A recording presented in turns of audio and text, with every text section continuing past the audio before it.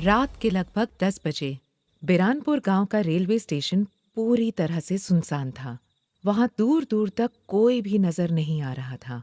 उसी वक्त प्लेटफॉर्म पर एक ट्रेन आकर रुकी, जिसमें से अपना सामान लिए एक नौजवान लड़का उदयवीर नीचे उतरा। प्लेटफॉर्म पर पहला कदम रखते ही इस अंधेरे में अगला कदम कहाँ रखना है उसे समझ ही नहीं आ रहा था। उसने मोबाइल की टॉर्च चालू की और खुद से बोला, चाचा जी तो मुझे रिसीव करने के लिए गाड़ी भेजने वाले थे, लेकिन यहाँ तो दूर दूर तक अंधेरे के सिवा कुछ नजर ही नहीं आ रहा।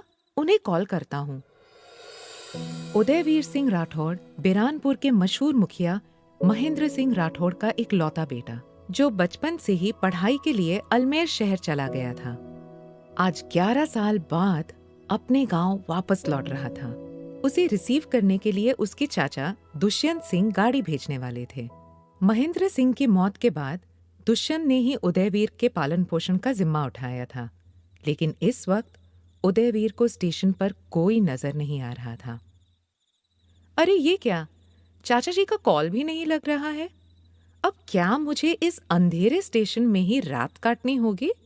कहते हुए परेशान उदयवीर ने प्लेटफॉर्म पर नजर दौड़ाई तो उसे दूर अंधेरे बेंच पर एक आदमी कंबल ओढ़े बीड़ी सुलगाता हुआ नजर आया।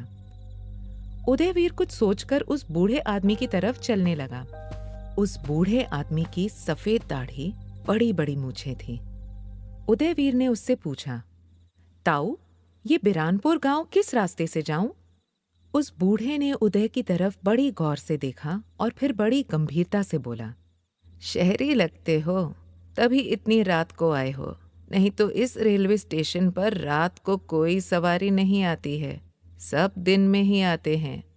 बूढ़े की बात सुनकर उदय ने हैरानी से पूछा, लेकिन ऐसा क्यों ताऊ? उस बूढ़े ने वहीं बेंच पर बैठे उसे घूरते हुए बीड़ी का एक जोर का कश खींचा और बोला, वो कुआं है ना, उसकी वजह से।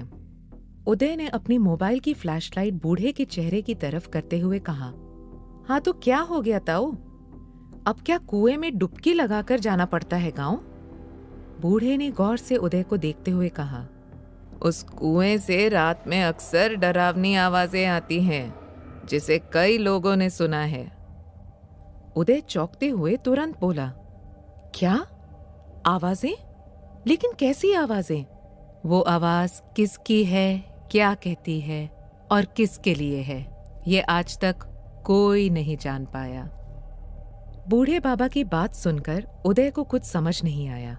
उसने मजाकिया अंदाज में कहा, क्या मजाक है ये? जब आवाज आती है तो उसका कुछ तो मतलब होगा ना, या तो जानवर की आवाज होगी या इंसान की होगी। सॉरी, इंसान की तो नहीं होगी।